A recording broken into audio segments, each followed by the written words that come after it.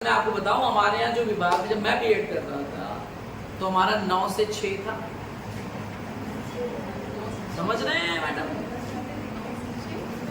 9 से 6 और हमारे टीचर्स जैसे पहली क्लास में वैसे ही 6 बजे तक की क्लास। क्यों? क्योंकि वो पैशन समझते थे। लड़का पैशन था, लड़के को जोश था। क्यों? क्योंकि वो पढ़ना चाहता। आजकल तो ये हम निपटा रहे हैं ना, मैंने भी अपना बीएड निपटाने के लिए किया था। मैं आपको बता दूं, मैंने भी सोचा कुछ नहीं कर रहे हैं तो चलो यही कर रहे हैं, लेकिन करते करते मुझे पता चला नहीं, मैं इसी के लिए बना हूं, मुझे यही करना। लेकिन तुम में से मुझे नहीं लग रहा अभी किसी को ऐसा लगा होगा कि मुझे यही करना। अगर आप इसको उद्देश्य बनाएंगे, अगर आप इसे उद्देश्य बनाएंगे तभी कुछ इसमें करियर बन पाएगा, अदरवाइज इसमें करियर नहीं बनेगा। आप जैसे सैकड़ों हर साल एमएड बीएड निकलते हैं, कितने लोग अपनी पहचान बना पाते? अरे कम से कम नहीं कहीं पहचान बना पा रहे हो, यहां से जब निकलो तो कहे तो कोई आलोक था, अच्छा लगता है सुनने में। नहीं, कोई नितिन थे, अच्छा लगता है ना। आपका इंस्टीट्यूशन आपको बाद में याद रखता है या बाद में गाली देता है, दोनों बातें। या तीसरा सबसे इंपॉर्टेंट बात है कि कोई जानता ही नहीं आपको, कि ये पढ़ के निकल के कोई जान ही ना पाया इनको। सोचो, इसको बोलते हैं एग्जिस्टेंस क्राइसिस, कि आप करके निकल गए तो कोई जान ही ना पाया एबीसीडी। तुम वहां पढ़ते थे उस इंस्टीट्यूशन के, तुम एलएमएनआई हो। ऐसा होता है कि नहीं होता? बताओ। तो हमें उस श्रेणी में खड़ा नहीं होना है, हमें मोटिवेट रहना है। टीचिंग को जब आप एंजॉय करोगे तब ये काम हो पाएगा। और एजुकेशन के ही एरिया में अगर आगे बढ़ना चाहोगे तभी इस एरिया में कुछ कर पाओगे। अदरवाइज टाइम पास करोगे, आपको डिग्री मिल जाए, कोई प्रॉब्लम नहीं, सब पास हो जाते हैं। हम लोग पास करने की फैक्ट्री खोल रखे हैं ना, सबको पास कर दो, जाने दो। न्यू एजुकेशन पॉलिसी में भी सब पास कर दो, है ना? कोई फेल होने होता ही नहीं और ना करते हैं। पास हो तो भैया चलो जाओ, बेरोजगार पैदा कर रहे हैं हम। ऐसा है कि नहीं है? इसके बहुत फ्यूचर बहुत खराब होने वाला है, मैं आपको बता दूं। इसलिए अब आप सोचो, आपके मुकाबले जेएनयू का बच्चा खड़ा होगा जब आप परीक्षा देंगे, इंटरव्यू देने जाएंगे, ठीक? एएमयू का, डीयू का, लखनऊ यूनिवर्सिटी का, अच्छे अच्छे देश के जितने भी संस्थान हैं उनसे मुकाबला है। तो हमें उस स्तर के तो ऊर्जा दिखानी चाहिए ना, कि ऐसे मरे सहमे बैठे हुए हैं कि भैया आ जाओ, अरे वो कुछ नहीं हुआ, अटेंडेंस नहीं पूरी होगी, परीक्षा देने नहीं मिलेगा। अच्छा तुम लोग बताओ, सच बताओ, आप लोगों में से ऐसे कितने लोग हैं जिनके मन में ये रहता है कि हमारी अटेंडेंस कम हो जाएगी इसलिए मैं जाऊंगा या जाऊंगी? पर्सनल इंटरेस्ट नहीं होगा। हाँ मैं जानता हूं, क्योंकि मैंने आज मुझे इस एरिया में मुझे बहुत साल हो गए और मैंने बहुत सारे स्टूडेंट्स पढ़ाए हुए, तो मुझे वो बच्चे दूर से ही खिले वाले समझ में आ जाते हैं कि हाँ ये कर सकता है या इसके अंदर जोश है। कौन अटेंडेंस के लिए बैठा है वो भी हम जानते हैं, कौन ये सोच रहा है कि अरे यार आना ना पड़ा, परीक्षा देने मिल जाए, इससे अच्छा क्या। तो इसलिए इस बार काउंसलिंग से पहले हम लोगों ने पहले ही कहा था कि भाई यहाँ बहुत ठीक से होता है, अपने पुराने कॉलेजेस को भूल जाओ, है ना? यहाँ एमएड ठीक से होता है, और एमएड अगर ठीक से होगा तो निश्चित रूप से ये हमेशा आपको आगे हेल्प करेगा, आपके केवल रिसर्च में नहीं बल्कि प्रोफेशनल जर्नी में। ये बहुत इंपॉर्टेंट बात है। तो हमारी सर्चिंग, जो फोर्थ हमारा रिसर्च का रिफ्लेक्शन है, जो उसके शब्द का रिफ्लेक्शन है, दैट इज सर्चिंग, वो हमें शुरू करनी चाहिए। आप सदगुरु को जानते हैं? सदगुरु को आजकल बहुत फेमस है। तो कहते हैं search your self, discover your self बोलते हैं। क्या मतलब है उसका? हम जो यार करने की कोशिश करते हैं, हमको दिखाई नहीं देता, कुछ सुनाई नहीं देता, हमें को 4 बातें सुना के निकल जाता है, हमको बहुत बुरा लगता है। सर्च योर सेल्फ का क्या मतलब है? Know your potentialities, know your abilities. You are a human being and you can do everything if you want. मैंने एक और शब्द लगा, if you want वाली जो बात है वही एस्पिरेशन है।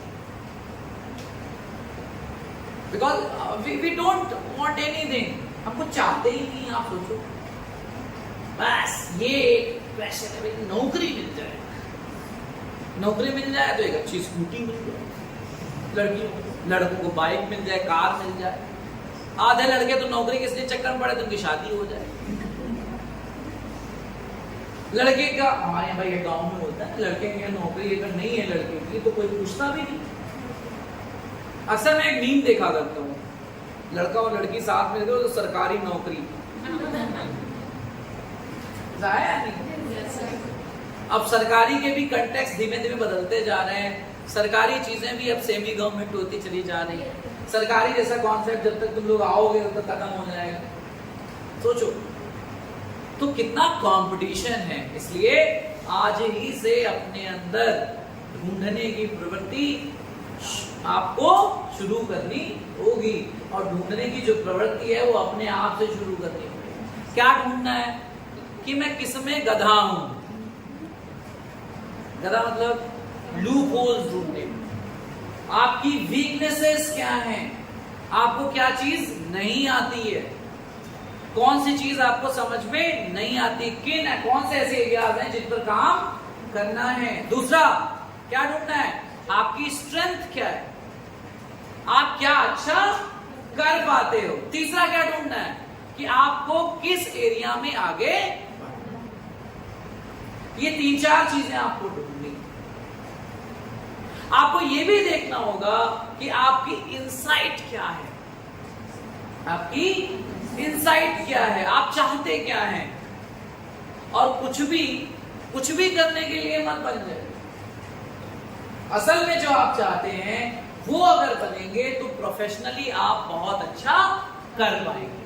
मेरी बात समझ रहे हैं आप लोग? तो ये बहुत इंपॉर्टेंट बात है। तो हमने 4 चीजें रिसर्च के शब्द से रिफ्लेक्शंस देखे, यानी शोध शब्द का परावर्तन 4 बिंदुओं में हमने देखा।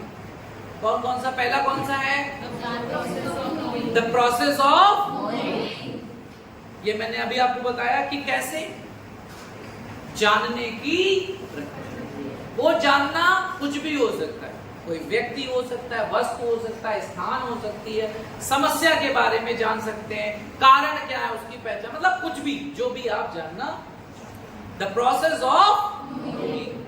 सेकंड, अपडेशन और एडवांसमेंट ऑफ। सोचो, जो ज्ञान परिवर्तित ना हो, परिवर्तित ना हो, सुधार ना हो, वो ज्ञान एक दिन क्या हो जाएगा? पटरी से उतर जाएगा। इसकी जिम्मेदारी आपके मजबूत कंधों पर है कि आप लोग आएंगे और नॉलेज में कंट्रीब्यूट। तीसरा, फिल्टरेशन। जैसे हम लोग शब्द से ही देखते हैं ना कि जो ज्ञान है उसको क्या करना है? फिल्टर करना है, शोध करना है। आप लोगों ने ये देखा होगा कि हम लोग क्या करते हैं? रैशनलाइज नहीं करते चीजों, लॉजिक नहीं लगाते, रीजनिंग नहीं लगाते। जो पढ़ाया गया पढ़ लिया, जो समझाया गया समझ लिया। आप में से कितने ऐसे लोग हैं कि जिसने पूछा व्हाई? तो गाना ना व्हाई दिस वोलाटिलिटी, कभी लगाया? सिवाय उस गाने के अलावा कभी ना कहा होगा why.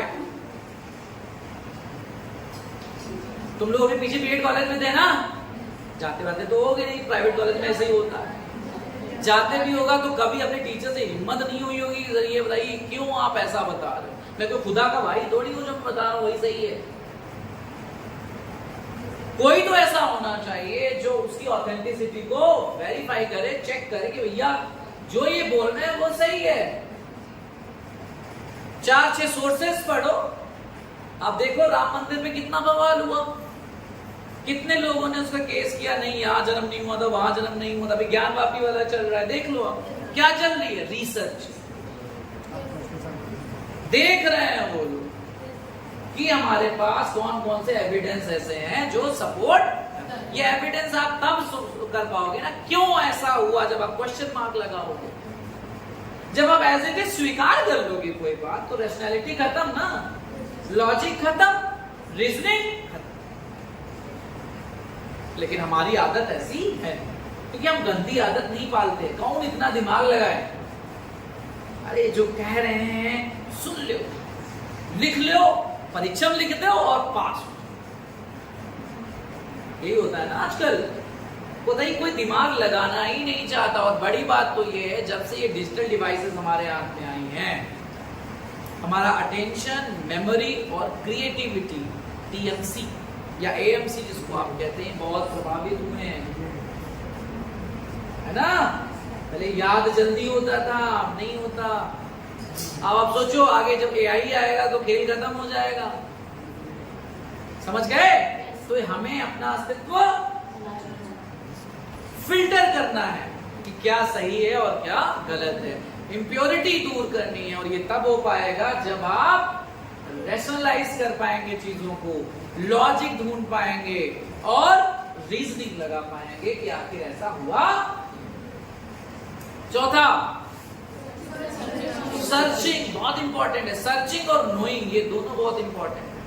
The process of in the process of knowing searching is important. अगर आप किसी चीज को जानना चाहते, जैसे अभी आप सपोज आप अपने घर से यहां तक आते, यहां तक आने के कई रास्ते हैं, तो शॉर्टकट ले लो। कई बार होता है शॉर्टकट, ऐसे कैसे थोड़ी पता चलता है। जब आप जाओगे उस रास्ते को, 2-4 रास्ता देखोगे, कंपेयर करोगे, नहीं यार ये रास्ता ज्यादा। अब गए ही नहीं उस रास्ते में तो कैसे कह सकते हो कि वो दूसरा रास्ता या तीसरा रास्ता है ही नहीं, क्योंकि आपने कभी जानने की कोशिश की नहीं, ढूंढने की कोशिश की नहीं। अगले ने कर ली, वो जल्दी पहुंच गया आपसे, लेकिन कौन जाए मत उठाए, छोड़ो क्या है। क्यों इतना ढूंढना, इतना दिमाग क्यों लगाना। सबसे बड़ी परेशानी तो ये है ना कि आज कल इतना दिमाग क्यों लगाना, सब चीजें तो रेडीमेड अवेलेबल है, हमें तो क्या करने की जरूरत है, समझ गए। तो सबसे पहले शोध की प्रक्रिया को जानने से पहले शोध शब्द के परावर्तन को समझना होगा कि शोध का मतलब क्या है और हमें ये क्यों पढ़ना। जब हम ये सवाल उठाते हैं कि हमें ये विषय क्यों पढ़ना चाहिए, तब हम बात करेंगे इसके उद्देश्यों की। किसकी?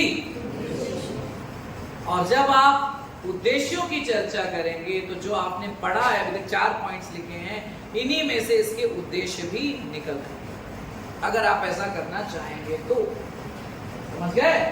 लेकिन अगर नहीं चाहेंगे तो आपसे कोई लिखवा थोड़ी सकते। बात समझ में आई? वो उद्देश्य क्या लिखेंगे जो स्वयं उद्देश्यहीन है ना, ऐसा है कि नहीं है। अब आपको ये प्रूव करना पड़ेगा, नहीं तुम लोग पर्पसलेस नहीं हो, यहाँ बैठने का, इतना टाइम खर्चने का आपका क्या है, उद्देश्य। उस उद्देश्य को ध्यान में रखते हुए आप चीजें, अगर ये बातें आपके दिमाग में रहती हैं तभी आप आगे बढ़ पाएंगे। ठीक है, तो आज एक ओरिएंट, आज हम लोग वैसे आगे जाने वाले थे, लेकिन चूंकि आज हमारे कई सारे बच्चे नए जुड़े हैं, इसलिए एक ये ओरिएंटेशन है कि एक शब्द पर हम चर्चा कर रहे हैं पिछले 5 लेक्चर्स से। आप अपने अग्रजों से पूछिएगा, अग्रज जानती हो, बड़े बूढ़े, मतलब जो पहले आ गए थे, ठीक, तो उनसे आप पूछ सकते हो कि हम लोग अभी केवल एक शब्द पर चर्चा कर रहे हैं। किस पर? शोध शब्द पर चर्चा, रिसर्च शब्द पर चर्चा। सोचो, जो एक शब्द इतना व्यापक है, उसके सिद्धांत और व्यवहार कितने व्यापक होंगे, तो इसमें बहुत मजा आने वाला है। लेकिन मैं फिर कहता हूँ कि जो लोग टाइम पास के लिए या अटेंडेंस के लिए यहाँ बैठे हुए हैं उनको बहुत मजा नहीं आने वाला है। क्यों? क्योंकि हम तो काट रहे हैं। एक होता है जिंदगी जीना और एक होती है काटना, दोनों में फर्क है ना। We all are in the journey of death actually. We are waiting for our death. नहीं, ऐसा नहीं है।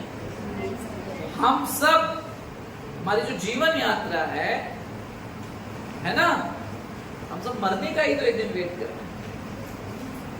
नहीं, अच्छा ये तो इटर्नल है ना, ट्रूथ है कि भाई मरना तो सभी है। तो we are waiting for our death. उससे पहले कुछ काम कर ले हम लोग, मालूम चला भगवान उठा ले, उससे पहले कुछ ऐसा कर लें जो 4 लोग नाम ले हमारा, कहीं कुछ कंट्रीब्यूट कर दें, कोई भी क्षेत्र हो तो कम से कम नाम तो ले तुम्हारा। कितने लोग मान रहे ABCD के तरह तुम भी मर के ऊपर पहुंच गए, क्या फायदा? इसके बहुत फिलोसॉफिकल मीनिंग्स हैं, समझ गए? तो फिलोसफी, साइकोलॉजी, सोशियोलॉजी या रिसर्च अब हम उस तरीके से PG लेवल पे नहीं पढ़ाया जाता है जैसे B.Ed में पढ़ाया जाता रहा होगा, समझ गए? अब टीचिंग जो है वो रिफ्लेक्टिव होती है PG लेवल में। आप जब परास्नातक स्तर पर आते हो, पोस्ट ग्रेजुएट लेवल पर आते हो, तो teaching will be reflective, traditional नहीं होती। आए टेप रिकॉर्डर की तरह बचे, आप लिखे, परीक्षा में लिखे, पास नहीं। You have to create your own knowledge and that is the approach of constructivism. पढ़े हो? स्कूल साइकोलॉजी के जो बेसिक 2 स्कूल्स हैं, एक कॉग्निटिविज्म है, एक कंस्ट्रक्टिविज्म। समझ गए? संज्ञानवाद और संरचनावाद सुना है? चलो कम से कम सुन तो लिया। अब मैं आगे नहीं पूछूंगा, नहीं तो मैं बिल्कुल प्रूफ कर दूंगा कि तुम लोग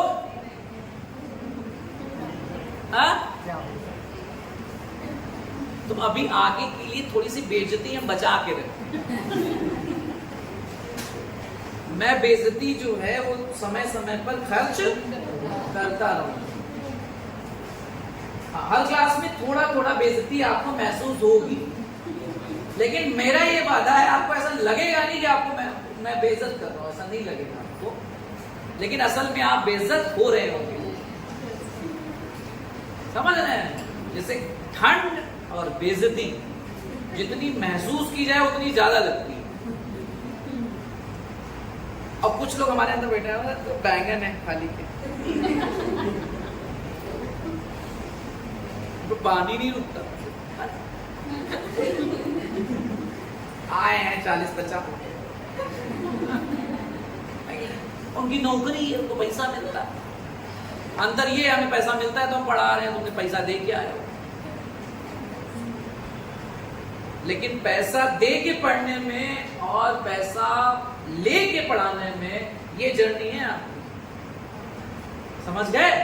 तो इस काबिल बन जाओ कि यहाँ आ पाओ। क्या आना है? कितने लोगों को आना है इधर? ये जानते हो कौन सी पोस्ट है? असली वाले, नकली वाले नहीं। कौन से? प्रॉपर गवर्नमेंट वाले। हाँ, कितने इधर इधर कितने लोग आना चाहते हैं बताओ? तुम लोग मरगिलो नहीं आना चाहते? अच्छा सब लोग क्या क्या कंधे नहीं उठते? शुगर उगर हो रही? कंधे नहीं उठते बेटे? खड़ा करो बेवकूफ नहीं के। हाँ कितने लोग? अरे तो सब लोग हैं। फिर देखिए धीमे धीमे हम लोग कम होते हैं।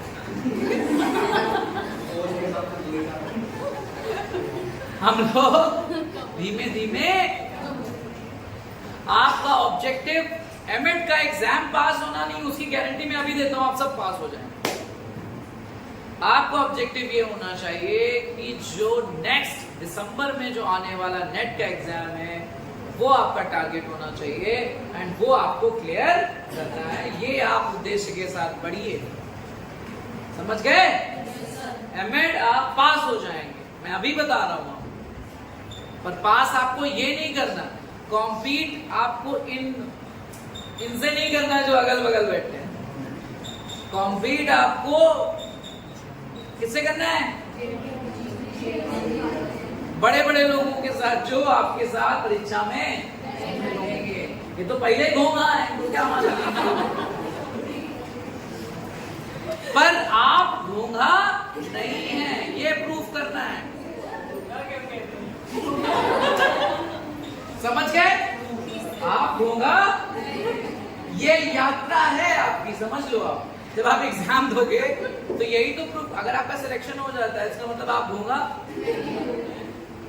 है या नहीं? नहीं है, पक्का। ये हम दिसंबर में देखेंगे।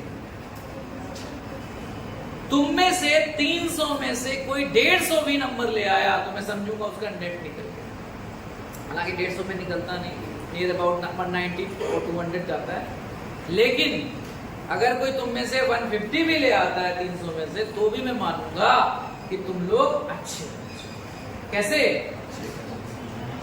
और धीमे धीमे बेइज्जती का जो स्तर है वो कम होता। लेकिन ये किस पर डिपेंड करता है? ऐसा ना हो कि अभी हम मोटिवेट कर रहे हैं तो हो गए, चार्ज हो गए एकदम से, बिल्कुल बैठे जाके मेज कुर्सी। लेकिन अक्सर हम लोग बैठ जाते हैं, मेज कुर्सी पे बैठेंगे, पढ़ेंगे, शुरू हो गए, छोड़ो, तो बड़बड़ करते हैं, उनका काम है। पर याद रखना एक चीज मैं आपको बता रहा हूं, आपकी लाइफ का एक लेसन दे रहा हूं कि टीचर्स आपके बेस्ट फ्रेंड्स होते, आप समझ लो। क्योंकि टीचर को कुछ नहीं मिलना है। आप जहां जाओगे, नौकरी करोगे, आप किसी और को दोगे, टीचर को कुछ नहीं मिलना है। टीचर का कोई स्वार्थ नहीं है आपको कुछ अगर बन जाते हैं। इवन आपकी फैमिली का भी स्वार्थ है अगर आप कुछ बनते हैं। पर टीचर एक ऐसा प्रोफेशन है जिसका कोई स्वार्थ नहीं है। तो ये एक ऐसा व्यवसाय है या एक ऐसा प्रोफेशन है जिसका निस्वार्थ आपके विकास में योगदान देता है। तो आपको इसकी सिंसियरिटी को समझना और कंट्रीब्यूट करना। समझ गए? मजा आता है क्लास में या नहीं? बता दो। नहीं आता है तो फिर धीमे क्यों बोल रहे हो? तेज बोलना चाहिए। खाया नहीं है यहाँ तक? क्या बैलेंस डाइट नहीं लेते? रोटी ठूसते होगे? अक्सर हमारे इंडियंस की है ना कि वो रोटी ठूस लो, ऐसा होता है ना, रोटी। अरे बोलो। मैं भी हूँ। मेरे को वो जो होते हैं ना ये सब चाइनीज फाइनीज जो कॉन्टिनेंटल इटालियन है, मेरे को दे दो, मेरा पेट ही नहीं भरता। तो रोटी दाल सब्जी दो भैया, तब पेट भरता। तो तुमको खाना है ये बोलते ही नहीं। तो सूप नाटक, सूप का नाटक होता है, पेट भरता है लेकिन नहीं, नाटक करना है। अंदर गाँव कर रहा पेट। लेकिन हम बैठे हैं तो अरे नहीं, टाई वाई लगा के बढ़िया साड़ी वाड़ी पहन के, अरे नहीं बस मैं इतना ही लूं। कई बार दिखावा करते हैं कि नहीं करते? बताओ क्या करें? तो अपनी पेट और अपनी आत्मा दोनों का ध्यान रखो। जिस दिन पेट और आत्मा मर गए उस दिन आप जिंदा लाश हो, ज़ॉम्बी। ज़ॉम्बी जानती है बेटा? जिंदा लाशें जो हॉलीवुड फिल्मों में घुमा करती है, एक दूसरे को काट लेती, खा लेती, वैसा। जैसे आई फ्लू लेके भी आई है ना लड़की, वो कहाँ गई है? अब देने आई है। समझ रहे हो? तो 2 बजे की क्लास हो, चाहे 5 बजे की क्लास हो, चाहे 4 बजे की क्लास हो, आपकी एनर्जी कम नहीं होनी चाहिए। अगर आपकी टीचर की एनर्जी बहुत हाई है तो, क्योंकि मैं आपको उसका रीजन बताता हूँ। क्योंकि अगर आपका जो टीचर है उसकी एनर्जी बहुत हाई है और तुम हो लो, तो मैच। इसलिए अगर आपका टीचर हाई एनर्जी वाला है तो आपको भी उसकी एनर्जी से मैच कराना पड़ेगा। समझ गए? और इसमें आपका कैटलिस्ट बनेगा पैशन। अभी आपने हाथ बोलिए नहीं, आपने हाथ खड़ा किया असिस्टेंट प्रोफेसर के लिए। अब मैं थोड़ी सी आपको बता देता हूँ, यहाँ तक पहुँचने के लिए थोड़ी सी मेहनत करनी पड़ेगी। समझ गए? पहले तो पीजी करेंगे, पीजी करने के बाद अगर गलती से खुदा मेहरबान हो गया तो आपका नेट निकल जाएगा, ठीक। नेट मिनिमम एलिजिबिलिटी है to be an assistant professor in government universities as well as aided colleges. Aided colleges जो सरकारी अनुदानित होते हैं, समझ गए। उसके बाद यूनिवर्सिटी लेवल पर अगर आप अप्लाई करते हो तो यहाँ पर 3 फेज में होता है। जैसे हम लोगों का हुआ तो वो 3 फेज में होता है। आगे चल के जब आप आएंगे तो और नियम बदलेंगे, तो और भी टफ ही होता जाएगा, सरल नहीं होगा, मत चिंता ना करो। यूनिवर्सिटी में पहले केवल जो असिस्टेंट प्रोफेसर का सिलेक्शन होता था, it is totally depend on performance in interview. लेकिन हमारे यहाँ यूपी में अगर आप स्टेट यूनिवर्सिटी लखनऊ, कानपुर या कोई भी स्टेट यूनिवर्सिटी में आप अप्लाई करते हो तब आप रिटन होता है। क्या होता है? रिटन होता है। और रिटन के साथ एक होती एकेडमिक परफॉर्मेंस इंडेक्स 100 नंबर, जिसमें ये देखा जाता है कि आपने रिसर्च पेपर लिखे हैं कि नहीं, आपको पीडीएफ या जेआरएफ या नेट है या नहीं, यानी कोई फेलोशिप मिली है या नहीं, कोई अवार्ड तो नहीं जीता आपने। इस तरह की 100 नंबर की एक इंडेक्स बनाई जाती है। तो पहला क्राइटेरिया क्या हो गया आपका?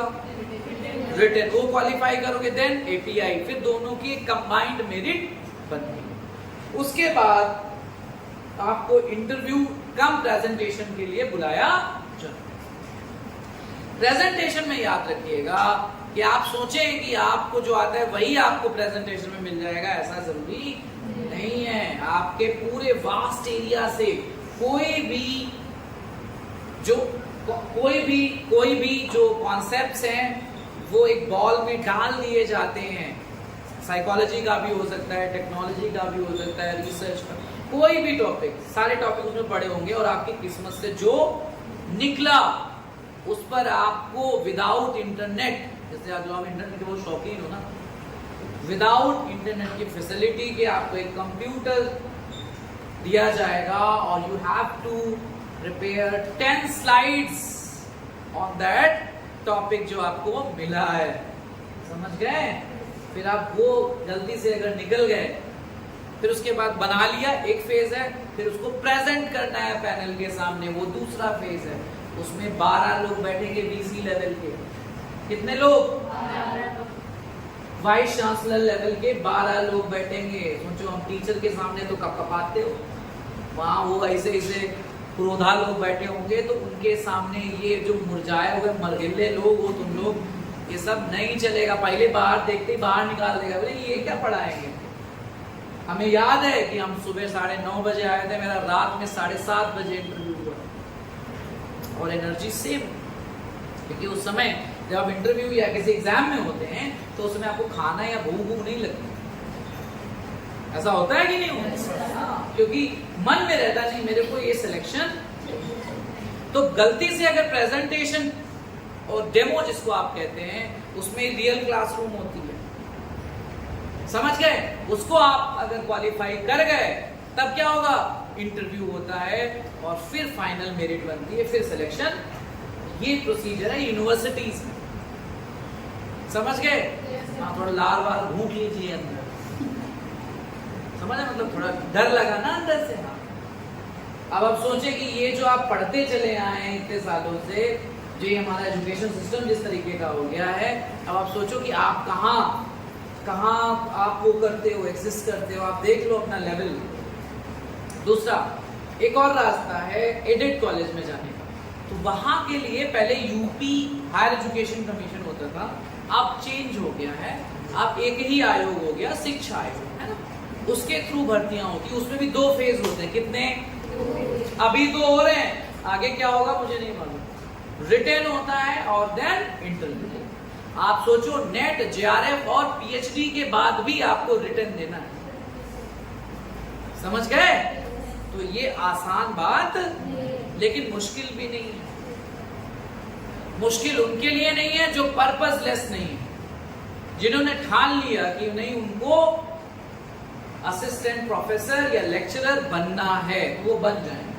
कोई भी चीज इस दुनिया में मुश्किल, अगर आपने ठान लिया तो नहीं तो ऐसे तुम जैसे निरीह विद्यार्थी हर साल आते हैं, हर साल चाहते हैं, बहुत कम लोग हो पाते हैं जो।